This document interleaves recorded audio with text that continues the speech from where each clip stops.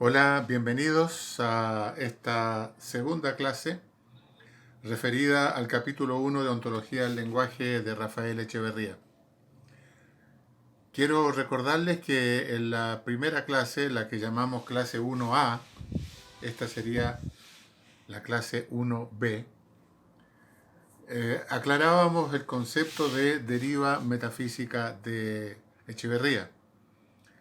La deriva metafísica es esa corriente de pensamiento que busca una explicación para las cosas de este mundo más allá de lo que podemos percibir a través de los sentidos, más allá de la historia humana, más allá de la experiencia histórica que cada ser humano viva.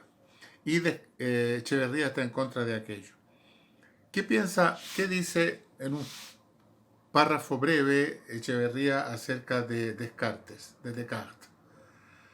Dice que es un heredero del pensamiento antiguo griego, continúa con la idea de que lo que hace al ser humano un ser humano es el pensamiento, es la capacidad de razonar. Interpreta Echeverría la frase clásica de Descartes, pienso, luego existo, como dándole mayor importancia al pensamiento que a lo demás.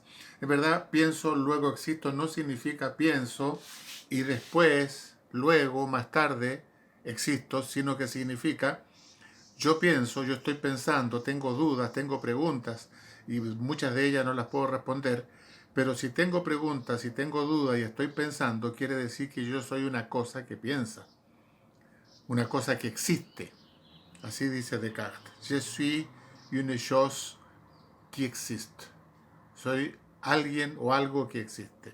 Entonces está afirmando la existencia, no el pensamiento. De todos modos, Echeverría va a querer reemplazar la característica humana de pensar por la característica humana de lenguajear, de hablar, de tener lenguaje.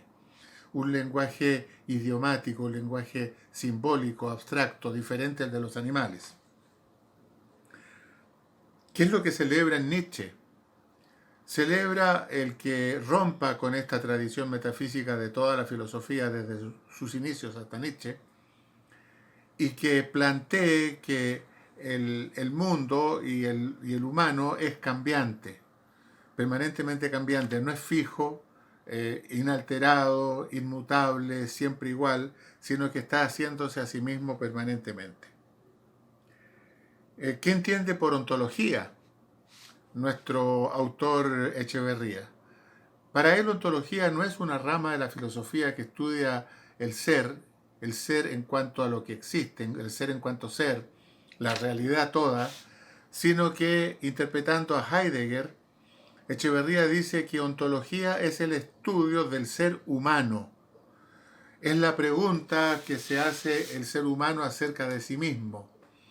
Es el ser humano que se hace preguntas acerca del mundo, pero cuando se hace esas preguntas las está haciendo desde la experiencia humana, desde la experiencia cotidiana de cualquier ser humano, y las va a responder desde la perspectiva subjetiva de un ser humano, que ve el mundo como lo vemos los humanos. Por lo tanto, ontología será para Heidegger la pregunta del hombre acerca del ser de las cosas desde la perspectiva humana, y para Echeverría ontología será el estudio del ser humano, una consideración, una interpretación de cómo es y quién es el ser humano en sí.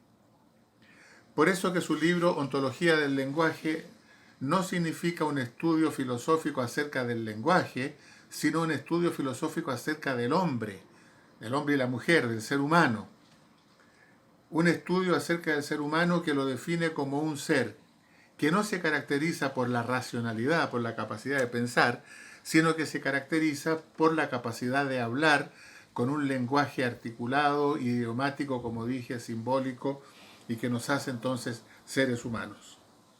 La comprensión no metafísica entonces del ser humano, según Echeverría, es una comprensión que entiende al ser humano no como un ser estable, definido de antemano, que viene a cumplir una vida, diríamos, ya fijada anticipadamente para él, sino que un ser humano que es capaz de hacerse a sí mismo, un ser humano que es capaz de construir su destino individual y su destino como humanidad.